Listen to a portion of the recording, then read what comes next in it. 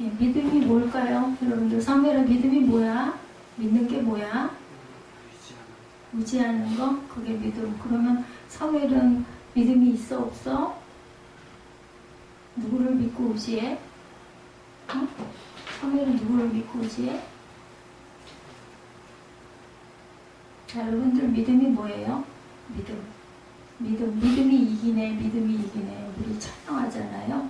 주 예수를 믿으니 네, 나는 이기네 그럽니다. 믿는 것, 그죠? 하나님을 믿고 예수님을 믿고 또 뭐 가족 중에서 부부는 서로를 믿고 의지하고 또 부모 형제들도 서로 믿고 의지하고 신뢰하고 의지하는 것. 사무엘이 아까 얘기한 것처럼 믿음인데 여러분들 믿음이 하나님이 바라보시는 믿음과 사람이 바라보는 믿음이 좀 다르네요. 보니까 여기 우리 주보에 나와 있죠. 히브리서 11장 1절 3절 질문을 하면 각자의 생각들을 좀 대답을 해주셔야 재밌게 진행을 하는데 제가 잘 질문을 안 해서 그런 것 같아요. 아무도 대답을 안 하시네요. 자, 히브리서 11장은 믿음의 사람들을 기록해 있어요. 그죠? 말씀인데 16명의 믿음의 사람들이 나와요. 거기 보면 어떻게 믿음을 가졌는지 분명히 기록되어 있습니다.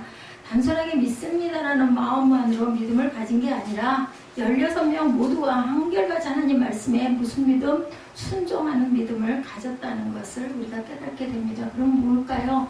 아, 나는 믿습니다. 말로만 믿는 게 아니라 행동을 했다는 것이죠. 순종을 했다는 것은.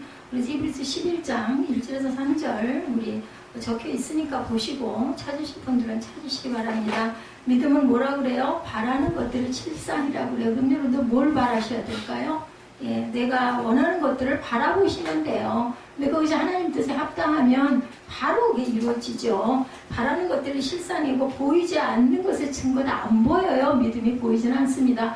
여러분들 하나님의 모습이 보입니까? 안 보여요. 어디서 봐요? 성경 말씀 안에 기록되어 있어서 말씀이 곧 육신이다. 예수 그리스도시다. 하나님이시다. 그래서 말씀을 보고 그대로 그 말씀대로 그 뜻대로 우리가 깨달아 알려고 하고 행하고 가려고 하는 거죠. 예, 보이지 않는 것들의 증거가 믿음에 나타나 있다. 3절에 보니까 선진들이 이로써 증거를 얻었고 3절에 믿음으로 모든 세계가 뭘로? 하나님의 말씀으로 지어진 것인 줄 우리가 아나니 보이는 것은 나타난 것으로 말미암아 된 것이 아니다 라고 얘기하고 있습니다. 보이는 것은 나타난 것으로 말미암아 된 것이 아니래요. 그리고 로마서 10장 17절에 보니까 그러므로 믿음은 들음에서 나며 들음은 그리스도의 말씀으로 말미암느니라. 그러니 여러분들 잘 들으셔야 되겠죠? 예, 그 믿음은 들으면서 들어야지 믿을 수가 있어요. 우리가 뭐 친구들이 무슨 뭐가 어쨌다더라 하는 얘기도 말을 들어야 아 그게 진짜야? 그게 참말이야? 그런 생각을 할 수가 있다라는 거죠. 믿음은 그 말씀에 순종하며 살아가는 것이 진실된 믿음이다. 믿음은 믿음인데 그냥 듣고 아 맞아 그게 옳아 그렇게 하면서 내 생활은 다르고 내 행동은 다르다면 온전한 믿음이 아니라는 이야기입니다.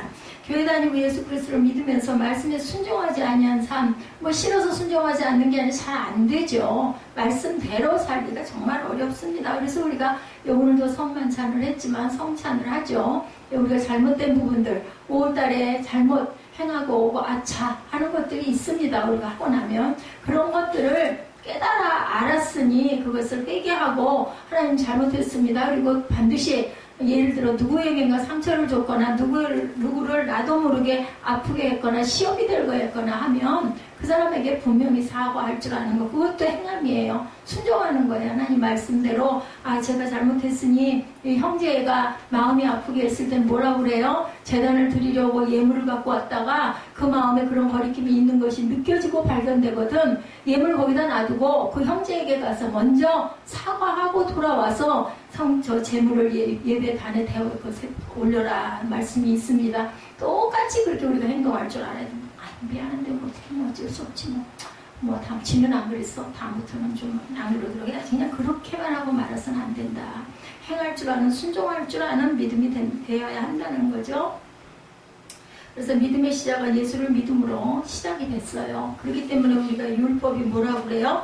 우리를 깨닫게 하는, 그죠? 몽학 선생이다 얘기합니다. 근데 그 율법으로 은혜를 얻을 수는 없어요. 다만 이게 잘못이다. 사람을 죽이려고 하는 거, 간음하려고 하는 거, 도둑질하려고 하는 거, 부모에게 그죠? 온전치 못하게 하는 모든 것들은 이건 죄니까 이러지 말아야겠다라고 깨닫게 하는 것이 바로 율법이고, 그리고 나서 은혜를 받음으로 우리가 변화된 삶을 살아야 된다라는 거예요. 그래서 믿음은 바로 주님의 말씀의 뜻대로 우리가 순종하고 행하고 나아가는 것이 온전한 믿음이라는 거죠. 오늘 본문에 시드기야 왕 쭉 끝까지 읽어보셔서 요즘 내용이 대충 이런 것이구나는 아마 알 거예요. 예레미야가 예루살렘이 함락되는 날까지 감옥들에 머물렀어요. 죽을 뻔했죠. 진구덩이에 빠져가지고 물을 가둬놓는 웅덩이인데 가물면 물이 한 방울도 없습니다. 그리고 거기는 진창이에요.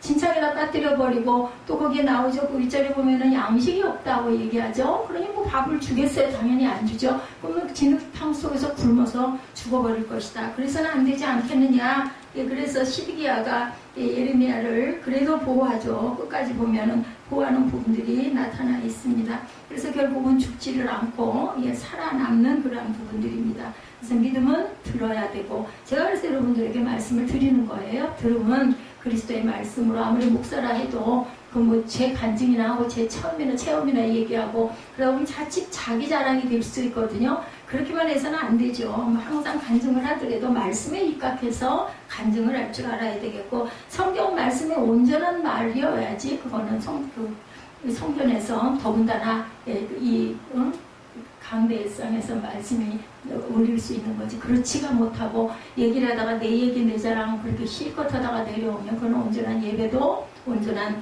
그런 목회자도 아니라는 겁니다. 여러분들은 그런 데서는 떠나야 합니다. 뭐 일가 친척 아니야, 부모 형제 아니야, 누구래도 그래서는 안 되지 않습니까? 권면하다가 도저히 안 되겠다. 도대체 나는 저게 무슨 예배인지 뭔지 모르겠다. 만약에 이런 마음들이 오시면 말씀을 들어서 우리가 들음으로 믿음의 의에 이르고 그 믿음을 따라가서 우리가 의에 이른다고 하셨는데, 말씀을 온전하게 못 들으면 내가 죽어요. 내 영이 죽으면은 방법이 없죠. 내가 일단 살고 봐야지. 살고 그 사람을 위해서 기도해야 되겠죠. 이런 믿음을 가지셔야 합니다. 선지자 예레미야를 믿지 못한 것도 아니었어요. 시드기 왕, 그죠? 하나님을 불신하는 것도 아니었어요. 선지자 말을 전혀 안 믿는 것도 아니었어요. 근데 시드기 왕은 하나님의 말씀을 온전하게 믿지는 못했다. 이것은 온전한 믿음을 가진 자라고 볼 수가 없다라는 거죠. 교회 열심히 다니고 기도 잘하고 봉사도 잘하고 11조도 잘하고 목사님도 잘 섬겨요. 그런데 하나님 말씀을 온전히 믿지 못하고 말씀대로 살아가지 아니한 자들이 얼마나 많은지. 근데 저는 이렇게만 해도 일단은 성공이다 싶은데요. 봉사 잘하고 헌신 잘하고 그리고 목사님 잘 섬기고 11조 잘하고 예외 안 빠지고 잘 드리고 뭐 이렇게만 하면 얼마나 고맙겠어요. 근데 그것이 다가 아니라는 거죠. 말씀을 온전히 믿고 갈 줄 알아야 되겠다라는 겁니다. 그건 누가 아실까요? 하나님이, 제가 일부 예배 때도 말씀을 드렸지만 입술로 고백 잘해, 기도 잘해, 예배 안 빠져, 그리고 11조도 잘해, 헌신도 잘해. 그런데 그 나머지 부분, 마음 바탕에 있는 중심, 그리고 내 행동, 이런 것도 하나님께서는 눈동자같이 지켜보신다라는 거. 첫째는 제가 아까 말씀드린 것 같은 그런 모습도 정말 감사하고 다행입니다. 근데 내 마음밭에도 하나님이 살아계시니까 나는 이러지 말아야 되겠다고 부정한 말, 그죠? 그리고 부정적인 말, 이런 건 나 정말 하지 말아야 되겠다. 아니, 제가 아까 오전인가요? 찬양들이다 그런 생각이 들었던가요? 불뚝 찬양하는데 그런 마음이 오더라고요. 내가 움직이는 거, 내가 행동하는 거, 뭐 생각하는 건 물론이고, 내가 누구 미워가지고 욕하는 거, 화내는 거, 아들에게도 마찬가지고 이런 것도 다 보실 텐데, 아이고 한나야 너는 아직도 그러고 있니? 하시겠구나. 굉장히 부끄러운 생각이 들더라고요. 정말 온전해야 되겠다. 그리고 여러분들 입술의 고백이 굉장히 중요합니다. 여러분들 헌금봉투 쓰신 거, 오늘 성찬이니까 우리 일부 예배 때도 그 달 첫째 주에는 기도를 본인들이 하게 해요. 아닐 때는 제가 헌금 봉투를 보고 얘가 이런 소원을 갖고 있구나, 이 전도사님이 이런 마음을 갖고 있구나 하면 제가 그 부분을 뭐 읽어도 드리고 또한 조금 수정해서 그 기도를 대신해 주지만 성찬 때는 본인들이 기도 입술로 고백하게 합니다. 중요하거든요. 그리고 일단은 입술로 소리내서 기도하는 그런 훈련도 일단은 필요하기 때문에 여러분들 성찬 때 그 성찬문도 읽으시게 하고 직접 기도도 하시게 합니다. 그걸 안 하고 그냥 평생 20, 30년 교회만 다니시는 분들은요, 어디 나가서 기도 좀 하세요. 뭐 쩔쩔매고 겁을 내고 도망가요. 안 하려고 그래요. 아유, 제가 어떻게 할 줄 아나요? 뭐 어려워요. 그냥 하나님께 얘기하는 건데요. 우리들 말하듯이. 근데 그 훈련이 되질 않으면 그 부분이 안 됩니다. 그래서 여러분들 앞으로 길게 인생 살아가시면서 앞으로 뭐 중직도 맡으실 거고, 그죠? 저희 교회가 그렇게 작아서 그렇지만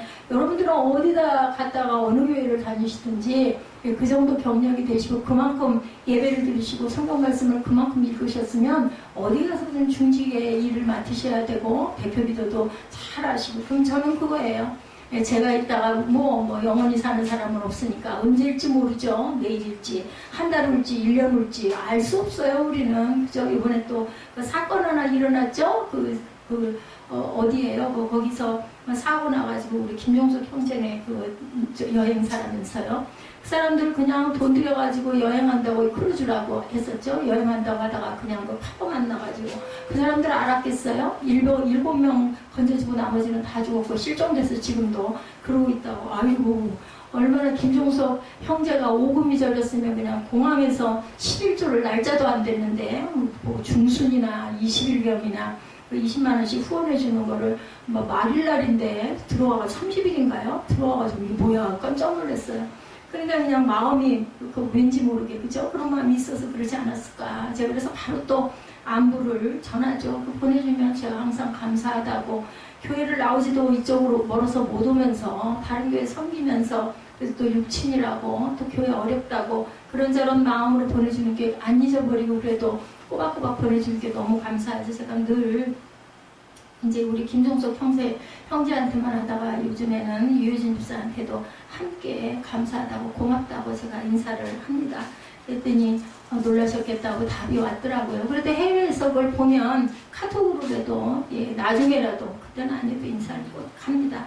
오늘날 이 시대 기독교인들도 마지막 때가 되어질 하나님의 심판의 말씀을 믿지 못하고 피부로 못 느끼고, 우리 사무엘 말마따나 알기는 알겠는데 믿기는 믿겠는데 절실하지는 못하다. 아주 그게 정답인 것 같아요. 그런 정실한 마음이 든다면 열리를 지켜놓고 예배가 가장 먼저죠. 그죠? 근데 알면서도 우리가 숨 쉴 때 공기야 감사해 이러면서 숨 쉬는 사람은 아무도 없어요. 그냥 숨 쉬니까 숨 쉬는 거죠. 근데 정말 얼마나 감사해요. 만약에 밀폐되고 공기가 없는 데서 우리가 1, 2분 견디고 3, 4분, 5분 되고 나면 그 다음에는 어떻겠어요? 그냥 우리들 그냥 떠나가죠. 숨을 못 쉬게 되다 보면은 더 이상 참지 못하고, 그러면 얼마나 공기가 귀하다라는 걸 그럴 때는 우리가 아는데 평소에는 그거에게 늘 감사하는 사람은 없다는 거죠. 시드기야 왕의 모습을 보면서 나의 모습은 없는지 알기는 알겠고 믿기는 믿겠는데 그렇게 절실하지가 못해가지고 시드기야 왕은 변화가 되지를 못하고 있습니다.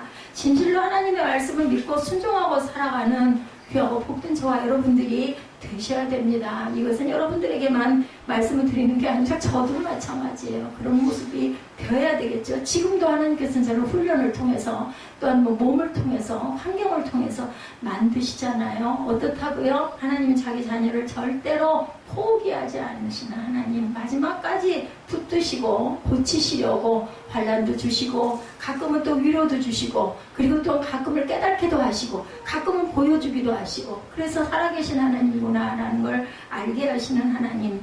37장에서 감옥에 갇힌 에레미야 선지자는 예루살렘이 함락되는 날까지 감옥에 갇혀 있었어요. 그죠? 38장 28절에도 보면 감옥에 갇혀있는 가운데서도 선지자는 하나님의 심판의 메시지를 전하는 부분이 오늘 본문에 있습니다. 2절과 3절에도 보면 야훼께서 이와 같이 말씀하시되 이렇게 계속 반복하죠. 역설적이기도 에레미야 선지자가 남유다의 멸망을 전하면 전할수록 남유다 백성들은 에레미야를 더 배척합니다. 아니 니네 망한다고 그러는데 좋을 사람이 어디 있어요. 회사 기업도 마찬가지죠. 남 기껏 열심히 하고 있는데 아유 그 회사 며칠 못 가, 그 회사 몇 달 못 가, 결국은 망할 거야 하면은 죽이려고 쫓아가지 않겠어요. 똑같아요. 네 나라 망할 거야, 너희들 종으로 다 끌려갈 거야, 이런 소리 하니 좋을 리가 없죠. 예, 이렇게 멸망을 전하면 전할수록 남유다 백성들은 에레미야를 잡아 죽이려고 결국은 오기까지 가두죠. 바벨론에 항복하면 살 것이지만 그렇게 안 하면 칼과 기근과 전염병으로 죽으리라고 에레미야는 계속 선포합니다. 왜?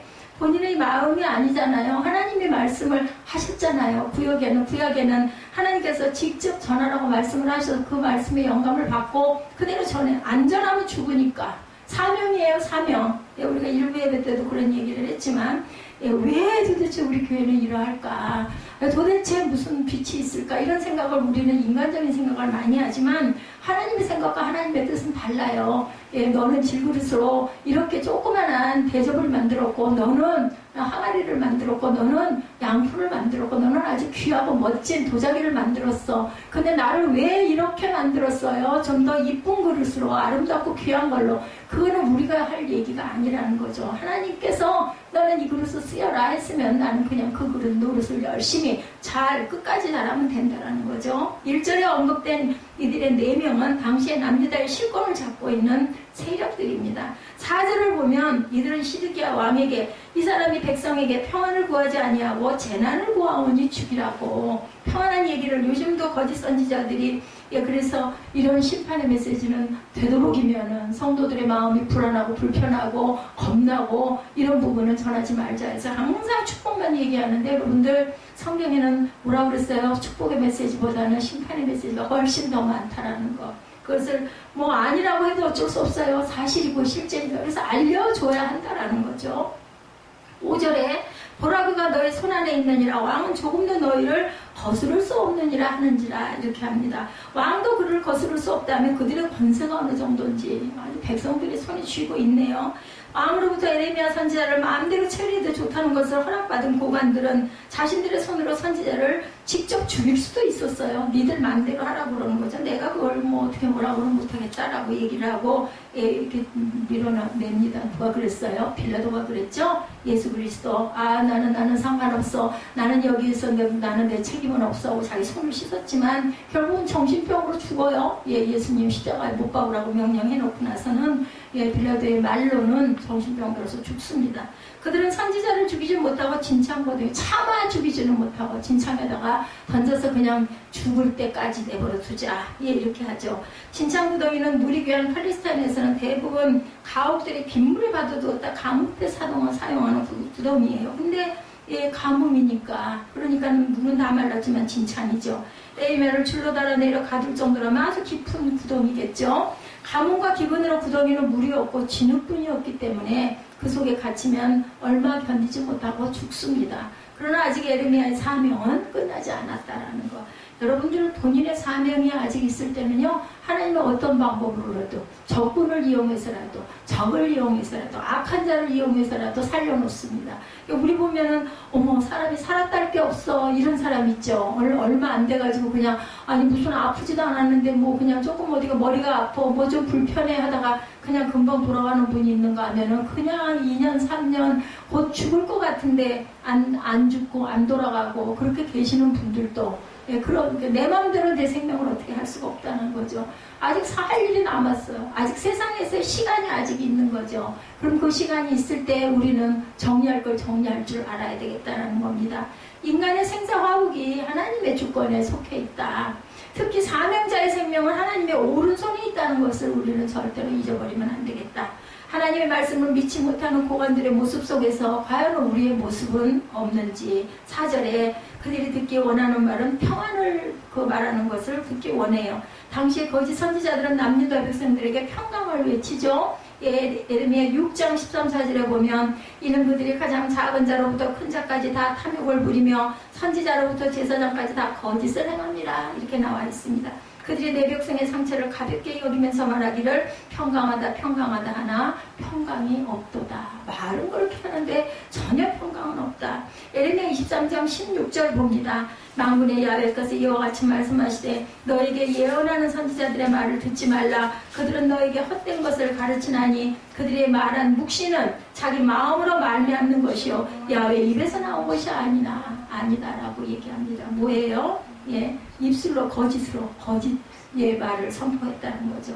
이 고관들의 주장은 평안을 외쳐도 시원찮은데 재난을 외치고 있으니 이것은 곧 나라를 어지럽게 하는 반역이다 이렇게 생각을 합니다. 그러나 예레미야 선지자의 외침은 선지자 자신의 생각에서 나는 외침이 아니었다라는 겁니다.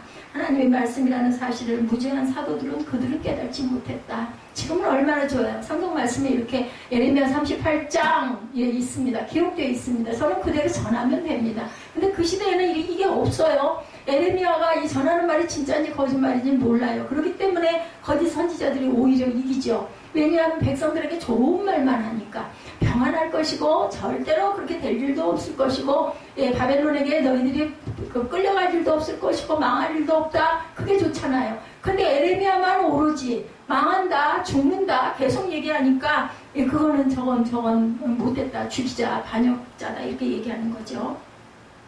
이 고관들의 주장은 평안을 외쳐도 시원찮은데 왜 이렇게 재난을 자꾸 얘기해? 재수없게 한마디로 얘기해서.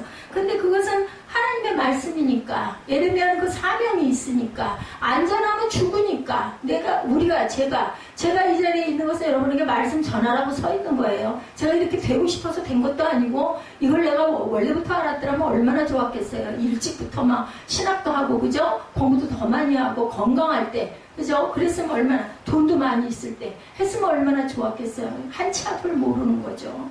거짓은 진리가 들어올 때 강하게 반발할 수밖에 없습니다. 거짓에 붙잡혀 있는 자들이 진리의 말씀을 절대로 믿을 수가 없죠. 거짓의 말에 익숙해져 있는 그들이 어떻게 진리의 말씀을 믿을 수가 있겠냐는 거죠. 자기 마음대로 자기 뜻대로 살던 사람이 어떤 그런 그 법칙에 이걸 이렇게 우리가 해야 된다 하면 정말 불편하고 힘듭니다. 여러분들 군대 갔다 오신 분들 군대 가면 막 훈련 그죠? 아주 그 규칙 굉장히 대단하죠. 안 지켰다가는 벌 받죠. 안 지켰다 그러니까 막 겁이 나니까 잘 지킵니다. 근데 우리 보통 세상 사는 사람들은 그거 안 하죠. 얼마나 불편하겠어요. 근데 당하면 해야 돼요. 군인은 그걸 꼭 해야 될 의무가 있으니까. 우리 종들도 마찬가지입니다. 해야 할 의무를 갖고 나는 몰랐지만 하나님이 세워놓으셨으니까 내가 죽는 날까지 환경이 하나님께서 만들어 주실 거고 아니면 굶으면 굶고 쫓겨나면 쫓겨나고 어쩌겠습니까? 나는 그 그릇인데요. 몰랐지만 저도 몰랐지만 여러분은 아셨겠어요? 여러분도 모르셨죠? 오늘날 이 시대 진실로 주의 종들이 복이나 외치고 평안을 외칠 때가 사실은 아닌데 아니 요즘 여러분들 징조 보시잖아요. 제가 말씀 안 드려도 저는 그런 부분이 좀 둔하고 어두워요. 뉴스나 이런 것들을 잘 접하지를 않고 못하기 때문에 TV나 신문이나 이런 것들 집중을 안 하기 때문에 모릅니다. 여러분들 더 잘 아실 거예요. 도대체 세상이 왜 이렇게. 근데 이건 알겠어요. 한 10년 15년 전에 이렇지는 않았던 것 같아. 아니 무슨 밖에 나가서 마스크를 꼭 써야 할 이유. 요즘에는 마스크 안 쓰면 안 돼요. 저는 오늘 아무것도 그런 게 없었는데도 목이 칼칼하고 안 좋더라고요. 그럼 이게 앞으로 10년쯤 더 가면 어떨 것 같으세요? 중국에서 오는 먼지가 바람이 황사가 이러이러하다는데 이유는 있겠지만 그 이유 위에는 누가 계신가? 하나님께서 계신다라는 거. 세상을 누가 만드셨기 때문에 하나님이 만드셨기 때문에 우연히 자연이 일어난 땅이 아니잖아요. 그죠? 여러분들 아시죠? 이제 과학적으로도 다 그런 것들이 드러나고 있습니다. 다윗이 실제 존재하는 인물이 아니라 이런 이야기들이 많았대요. 근데 다윗의 시가 동굴에서 발견됩니다. 아, 다윗이라는 사람은 정말 살았구나. 이렇게 다 밝혀지고 있어요. 성경에 나오는 역사적인 인물들이 이게 허구로 이게 만들어진 책이 아니라는 거, 실제 있었던 일이라는 거, 그걸 가지고 우리가 하나님께서 주시는 말씀을 오늘날 봐도 그게 전혀 이상하거나 부족한 말씀이 아니고 오히려 어떻게 그렇게 세상을 앞서 일어날 일들을 다 2000년 후나 2000년 전이나 앞으로 또 2000년이 흘러가서 이 땅이 그대로 남아있다면 또 아마 그때도 이 성경은 그대로 있을 겁니다. 다시 오실 예수님, 하나님의 종들이 하나님의 심판의 메시지를 전하고 또한 회개를 촉구해야 된다. 이 땅이 회개해야 고쳐지고 남북도 통일이 된다고 지금 그런 목소리들이 상당히 많아요. 저희들은 그런데 잘 참석을 안 해서 여러분들 잘 모르실 수 있지만 요즘에 그 기도, 그 운동 엄청 많이 하고 있습니다. 에레미야 선지자처럼 고난을 당하고 핍박을 당한다 할지라도 하나님이 이 시대에 원하시는 말씀이 무엇인지 깊이 깨닫고 내 생각을 전할 것이 아니라 하나님의 마음을 전해야 되는데, 하나님의 마음이 곧 성경 말씀 아니겠습니까? 말씀 전하고 말씀 들으시고, 듣는 말씀 가운데 입술로 고백하시다가 아이구나 하고 어느 순간 내게 꽂히는 단어가 분명히 있습니다. 그러면 그것에서 여러분들 생명이다, 이것이 그렇게 붙드시기 바랍니다. 많은 사람들이 깨닫지 못할지라도 소수라도 여러분들 구원받는 인원이 소수예요. 소수. 예, 남은 자 7,000명, 14만 4,000명. 그게 꼭 14만 4,000명은 아니지만 모든 100만의 인구 가운데서 예를 들어서 1만이다, 2만이다, 10만이다 한다면 정확한 숫자는 모르겠지만 작은 숫자예요. 근데 예수 믿는 사람은 얼마나 많아요? 아니, 이왕이면 온전하게 예수 믿고 온전하게 구원받아야지. 안 그러면 억울하잖아요. 주일마다 예배드리고 11조하고 헌신하고 봉사하고 섬겼는데, 아니 나를 모른다고 하시면 얼마나 억울해. 아직은 현실감이 없으시겠지만 우리 한 번씩은 다 가지 않습니까? 10년 후일지 50년 후일지 알 수는 없지만, 오늘 본문에 하나님의 말씀을 깨닫는 한 사람이 7절에서 12절까지 예배자 나오죠. 에벳 멜렉입니다. 멜렉은 멜렉인데 에벳 멜렉. 12절까지 5번 에벳 멜렉이 이름이 언급됩니다. 4명의 고관들의 이름은 1절에서 한 번 언급되고 있는데 에벳 멜렉은 5번 정도 언급되고 있습니다. 예, 하나님이 에벳 멜렉을 귀하게 보신 거예요. 에벳 멜렉은 진흙구덩이에서 죽을 수밖에 없는 에레미야 선지자를 시드기야 왕에게 고하죠. 잘못하면 자기가 죽을 수도 있는데 목숨을 걸고, 에벳 멜렉은 구스 사람이에요. 흑인이었어요. 내시로 왕궁에서 일을 하는 아주 하찮은 이방인, 내시였고 흑인이었고, 그죠? 그 내시 하면은 뭐 그냥 아주 하급 아닙니까? 그런 이방인이었습니다. 그러나 에벳 멜렉은 에레미야 선지자가 옳은 말을 선포하고 있다라고 믿은 거예요. 이것은 곧 에벳 멜렉은 하나님의 심판의 말씀을 믿었다는 것을 의미하죠. 신속하게 자신의 결단을 보여줍니다. 전체를 읽고 나니까 그때 에벳 멜렉 하면 아까 성경 읽은 거기 이렇게는 아시잖아요. 평소에 이 에레미야 읽으실 일이 없으시잖아요, 여러분들. 8절에 에벳 멜렉이 왕궁에서 나와 왕께 하려 이르되, 왕궁에서 나왔어요. 뭐 누구니까 내시였기 때문에. 하찮은 이방인 내시가 다른 일도 아니고 반역자로 몰리고 있는 에레미야 선지자에 대해 왕 앞에 나아가 직언을 한다는 거는요, 그 시대에 만약에 그 상황이 됐다면 생명 내놓은 거예요. 니까짓 게 뭐를 알, 너 반역자지. 왜 다들 저놈이 이 나라를 망하게 한다라고 얘기해가지고 구덩이에다 갖다 집어넣은 네가 도대체 뭔데? 에레미야를 두둔하고 나서 당장 죽여 하면 그냥 뭐 그 순간 죽는 거죠. 근데 그것을 목숨을 내걸고 고하죠. 생명을 내놓는 결단을 합니다. 9절을 남유다의 권세를 잡고 있는 4명의 공안들이 하는 일이 악하다고 직언하죠. 그리고 에레미야 선지자를 그대로 둔다면 선지자는 반드시 그 구덩이에서 죽을 것입니다 라고 말합니다. 에벳 멜렉의 말을 듣는 시드기야 왕은 에벳 멜렉의 30명의 군사와 함께 에레미야를 구해라. 내시에게 군사 30명을 내준 거예요. 이것은 시드기야 왕의 마음이 담대해졌기보다는 에레미야 선지자를 살리시겠다는 하나님의 주권이 움직였던 거예요. 그냥 뭐 이방인 아니면은 적국의 왕, 적군의 왕, 뭐 이런 사람들 다 하나님께서 주관하셔서 마음을 돌이키기도 하고, 그 예루살렘을 점령하기도 하고, 불태워버리기도 하고 하는 모든 일들의 뒤는 우리가 보기에는 전쟁을 해서 전쟁에 졌으니까, 그쪽이 강하니까 죽었지 뭐 무슨 그런 게 어딨어. 아닙니다. 여러분, 역사를 뒤에 쭉 놓고 보면 분명히 이건 일어날 수 없는 일들이 이렇게 일어나. 하나님께서 역사하시고 있다. 눈에 보이지는 않지만 남유다의 모든 자들이 하나님 말씀 믿지 못하니까 믿는 하찮은 그들까지 나타나서 그렇게 이야기를 하는 부분이 보여지죠. 이방인 내시를 통해서 하나님은 자신의 종을 살립니다. 하나님은 이러한 에벳 멜렉의 모든 행동을 보고 계시죠. 그렇기 때문에 마음에 감동이 오면 그대로 해야 돼요. 그래서 39장 16절에서 18절에 에벳 멜렉에 대한 축복의 약속의 말씀이 있습니다. 너는 가서 구수인 에벳 멜렉에 말하기를 만군의 야훼 이스라엘의 하나님의 말씀에 내가 이 성에 재난을 내리고 복을 내리지 아니하리라 한 나의 말이 그날에 내 눈앞에서 이루어지리라. 17절에 야훼 말씀이니라. 내가 그날에 너를 구원하리니 내가 그 두려워하는 사람들의 손에 넘겨지지 아니하리라. 내가 반드시 너를 구원할 것인즉 내가 칼에 죽지 아니하고 내가 노량물같이 내 목숨을 얻을 것이니 이는 내가 나를 믿었음이라. 야훼의 말씀이라 하시더라. 한 사람들이 이랬으면 얼마나 좋겠어요. 근데 이런 사람들은 정말 세상 눈으로 보기에는 아무것도 아닌 것 같은 존재가 믿음으로 이렇게 선포했을 때 어린 아기가 도시락 하나를 아무도 가진 게 없어서 안 내는 게 아니라니까요. 다들 나 먹어야 될 건데 이거 내놓으면 나 굶잖아 이 마음으로 오병이었대 도시락 안 내놨어요. 근데 어린 꼬마가 도시락 내놓는 걸로 그죠? 예, 오병이어가 일어나죠. 그 아이는 엄청난 축복을 받았을 겁니다. 하나님께서는 절대로 그걸 잊어버리시는 하나님이 아니에요. 잘못한 것도 여러 번 너 그러면 안 된다 했다가 나중에는 분명히 거기에 대한 그죠? 보응이 있고 잘한 부분은 언제까지나 하나님께서는 분명히 기억하시고 내가 정말 힘들고 공부할 때 늘 도우시고 보호하신다는 거 잊지 마시기 바랍니다.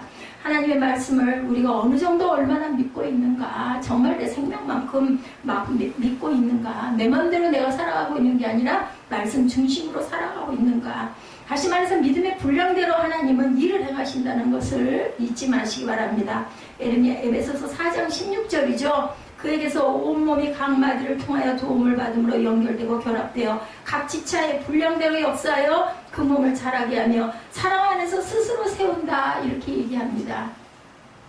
영양소를 여러분들 뭐 잘 아시겠지만 골고루 잘 먹으면 성장이 잘 돼요. 안 먹고 가리고 편식하는 애들은 어때요? 그냥 피리피리하게 자라는 거 똑같아요. 하나님 말씀도 온 몸이 각 마디를 통하여 도움을 받고 연결되고 결합되어서 각 지체의 분량대로 역사하여 그 몸을 자라게 하며 그것은 또한 사랑 안에서 스스로 세운다. 하나님의 사랑을 그만큼 받으면 여러분들이 얼마나 잘 서 있겠습니까? 우리 요 조그마한 꽃나무도 분갈이 해주니까 꽃이 싱싱하고 푸르게 잘 자라죠. 왜? 거름이 없었어요. 화분도 너무 오래됐고 6년 7년 가다 보니까 양분이 다 떨어지니까 꽃이 시들시들하니 낙엽이 되고 죽어가요. 보니까 줄기가 시들시들하더라고요. 꼭 햇빛에 뜨거운 햇빛에 말라 비틀어진 것처럼. 근데 아니 똑같은 건데 쬐끄만 건데 갖다가 놔두니까 그냥 파랗게 싱싱하게 꼿하게 잘 쓰죠. 그래서 큰 화분으로 옮겨 심었습니다. 우리 그 전에 있던 그 화분이에요. 조그만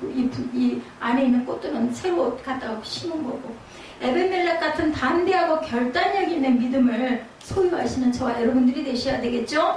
두 번째 마지막 만남이 38장 14절에서 28절까지 나타나 있습니다. 시드기야 왕이 사람을 보내어 선지자 에레미야를 야훼 성전 셋째 문으로 데려오게 하고 왕이 에레미야에게 이르되 내가 네게 한 가지를 물으리니 한마디도 숨기지 말라. 이제 다시 또 왕이 또 마음이 불편해가지고 에레미야를 끄집어내다가 또 물어보죠. 너 진짜로 대답해야 돼. 그러니까 에레미야가 어떻게 해요? 내가 무슨 말을 하더라도 나를 절대로 죽이지 않을 거 약속해 주십시오 하고 얘기를 하죠. 결국은 28절에 에레미야가 예루살렘에 함락되는 날까지 감옥들에 죽지 않고 머물러 있습니다.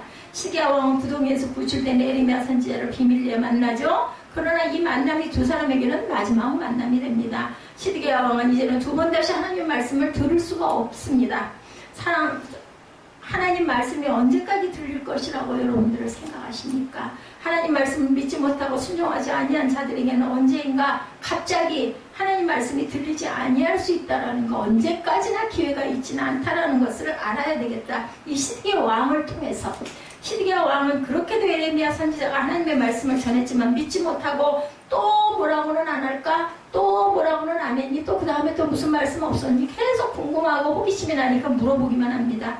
시드기야 왕이 듣기 원하는 말은 심판이 없고 이제는 평안이 있다라는 이야기를 듣고 싶은 거예요. 거짓 선지자들처럼. 에레미야까지도 좀 그래 줬으면 좋겠는데 이게 마음에 걸려. 다른 사람 다 평안하다고 할 건데 에레미야는 죽을지언정 나는 이건 사실이다라고 계속 망할 거고 왕은 붙잡혀갈 거고 죽을 거고 하니까는 이 말이 좀 아니었으면 좋겠고 또 물어보는 거예요. 근데 똑같은 얘기하죠. 17절에 바벨론에게 항복하면 너도 살고 항복하라는 거죠. 내 가족도 살고 예루살렘 성도 불타지 아니할 것이다. 다시 말해서 시드기야 왕이 바벨론에 항복하면 남유다가 멸망하지 아니할 거라고 알려준 길도 있어요. 아직은 19절에 보면 나는 갈대아인에게 항복한 유대인을 두려워하노라. 남유다 사람들 중에 친바벨론 정책을 가진 자들이 이미 바벨론에 항복한 자들이 있었는데 이들이 시드기야 왕 자신을 조롱할까 두려워서는 그 항복 못하겠다. 이렇게 지가 죽을 줄은 모르고 그게 무슨 상관이겠어요. 일단 사는 게 낫지 않을까. 하나님 말씀에 순종하기보다는 내 체면과 지위 뭐예요? 교만했다라는 거죠. 시드기야 왕의 모습에서 또한 우리의 모습은 없는지, 그게 중요한 게 아니잖아요. 하나님이 이렇게 말씀하시면 민족을 살려야 되지 않겠어요? 예루살렘 성을 불태우지 말아야 되지 않겠어요? 근데 그들이 나를 막 못 살게 굴면 어떡하니? 그게 뭐가 중요하냐는 거죠. 자신의 체면을 위해서, 자신의 지위를 위해서, 그리고 예수를 막 조종하는 사람들, 기도를 해도 내 뜻대로 이루어져야 하나님이 살아있고, 내 뜻대로 반대로 가면은 이게 뭐 예수 믿어 뭐야, 이런 사람들도 있습니다. 20절 21절 봅니다. 내가 왕에게 아뢰바 야훼의 목소리에 순종하소서, 그리하면 왕이 복을 받아 생명을 보존하리라, 이렇게까지 얘기를 해주는데, 그러나 만일 항복하기를 거절하시면 야훼께서 내게 보이신 말씀대로 되면 당신 죽을 겁니다, 인 거예요. 이런 말씀이 들리기까지 가도 안 되겠죠. 들렸으면 얼른 그죠? 마음을 돌이켰어야 합니다. 시드기야 왕처럼 자신의 체면과 지위 때문에 예수 믿고 있는 자들에게 하시는 하나님의 말씀이기도 하다. 말씀에 순종하면 복을 받겠지만 순종하지 아니하면 저주를 받을 것이라는 거죠. 22, 3절에 보면 불순종한 결과로 찾아온 저주에 대한 사실을 5가지로 언급합니다. 22, 3절 보십시오. 첫째는 남유다 왕궁의 모든 여자가 바벨론 보관들에게 끌려갈 것이다.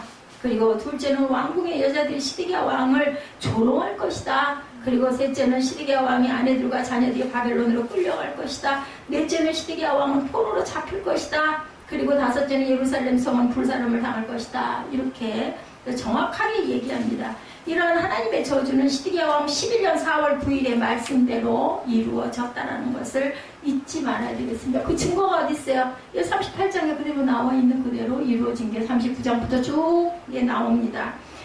신명기 28장은 68절로 되어 있는 긴 말씀인데, 말씀에 순종한 자의 복에 대한 것은 14절, 불순종한 자들에 대한 저주의 말씀은 54절이나 있습니다. 아까 제가 말씀드렸지만 복과 저주는 항상 함께 있다. 우리가 고난과 영광이 함께 있다라는 거. 근데 고난 당했는데 영광도 없고 죽어버렸어. 왜 그럴까요? 말씀 깨닫지 못하고 회개하지 않고 순종하지 않았기 때문에 우리가 고난 속에서 다시 일어설 줄 아는 믿음이 있고 그 고난은 반드시 통과해야 된다. 아니 우리 법칙을 봐도 그렇잖아요. 금이 내 손가락에 끼어지기까지 얼마나 많은 불의 단련이 있는지, 도자기도 마찬가지고 우리 인생의 모습도 마찬가지입니다. 그거 없이 내가 막 영광 뭐 일확천금, 그래서 여러분들 로또 같은 거 절대 하지 말라는 거예요. 그냥 일확천금. 아니 그래서 그 인생이 좋으면 얼마나 좋겠어요. 통계학상으로 보면 그런 사람들 다 정신병이 걸리거나 뭐 마약을 해가지고 일찍 죽거나, 그죠? 이런 사람들 투성이에요. 없어요. 그거 해가지고 뭐 보면은 또 주식도 마찬가지로 주식해서 돈 좀 벌면은 그걸로 좀 그냥 다 집이나 사고 얌전하게 잘하고 살면 얼마나 좋아. 더 크게 하다 결국은 다 망하죠. 빚더미에 올라앉습니다. 시드기야 왕은 이 말씀이 자신에게 주어진 마지막 하나님의 경고의 말씀을 끝까지 깨닫지는 못했다는 거예요. 24절부터 보면 시드기야 왕은 여전히 하나님 말씀에 관심이 있는 것이 아니라 사람들에게만 관심이 있습니다. 이 사람이라는 뜻이 뭘까요? 여러분들, 세상에 관심이 있었다는 거예요. 하나님을 두려워하기보다는 사람을 두려워하는 시드기야 왕, 주변을 두려워하는 교만한 그러한 왕, 그 교만을 내려놓지 못했다. 심판의 말씀 앞에 순종의 결단을 내리지 못하고 에레미야와 나는 대화가 드러날까 전전 궁금하죠. 절대로 남들한테 얘기하지 말아라. 그럼 내가 너 죽일 줄 알아. 그러죠? 25, 6절에 시드기야 왕은 고관들이 예레미야 선지자를 만난 것을 알게 되어 예레미야에게 무슨 이야기를 했느냐고 물으면 요나단의 집으로 돌려보내지 마소서라고 했다고만 해라. 말가지가 가르쳐줘. 그대로 하죠. 이것은 예레미야 선지자에게 거짓말을 하라는 것이었어요. 27절에 보면 예레미야 선지자는 시드기야 왕이 시키는 대로 거짓말을 하여서 고관들을 되돌려 보내줍니다. 왕의 명령대로 거짓말을 했다는 사실은 비판을 받아야 할 말일 수도 있어요. 그러나 예레미야 선지자 이 같은 행위는 없는 말을 한 것도 아니고 사실 요나단의 집에 있을 때 시드기야 왕에게 부탁한 일이 있었던 일이기도 했기 때문에 그 얘기를 그대로 한 겁니다. 다시 말해서 예레미야 선지자는 위기를 지혜롭게 넘긴 것으로 우리가 이해를 해야 되겠다. 하나님의 말씀을 믿지 못하는 자는 하나님보다 사람을 두려워하는 자가 된다는 사실, 세상을 두려워하는 자가 된다는 사실. 아이고 내가 이거 이렇게 해가지고 나 먹고 살 거 부족해지면 어떡해. 이거 세상 두려워하는 거, 사람을 두려워하는 모습입니다. 하나님이 절대로 하나님의 일을 하는데 내가 동참한 것은 절대로 그 사람 그냥 놔두지 않습니다. 어떤 고난이 지금 있다 할지라도 분명한 것은 하나님이 그걸 몇 배, 30배, 60배, 100배로 갚아주신다는 것. 하나님 말씀에 순종하는 저와 여러분들 어차피 한번 사는 인생이에요. 여러분들 뭐 보면은 뭐 투자도 많이 하잖아요. 이왕이면 투자할 거 허망한 세상에 투자하지 마시고 하나님의 일에 투자하시기 바랍니다. 반드시 갚아주십니다.